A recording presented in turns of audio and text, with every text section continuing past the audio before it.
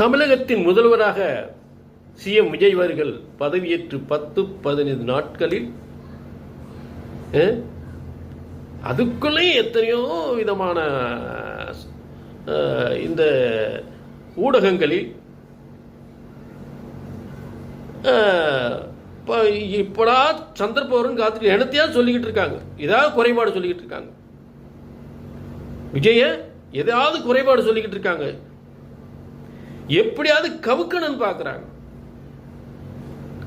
எப்படியாவது கவுக்கணும்னு பார்க்குறாங்க. ஆனால் நிச்சயமாக எத்தனை சோதனைகள் வந்தாலும் வெற்றி பெறுபவர் நம் தமிழக முதல்வர் சிஎம் விஜய் அவர்கள். புரிஞ்சுட்டீங்களா? நிச்சயமாக உறுதியாக என்ன பண்ணி பாருங்க, எத்தனை இடையூறுகள் செய்ய முடியுமோ செஞ்சு பாருங்க, நிச்சயமாக வெற்றி பெறுவார். ஏன்னா புரட்சி தலைவர் எம்ஜிஆரை தெய்வமாக மதித்து அந்த ஒவ்வொரு காரியத்தையும் செய்ய துணிந்திருக்கிறார், தொடங்கியிருக்கிறார். ஆக நிச்சயமாக வெற்றி பெறுவார்.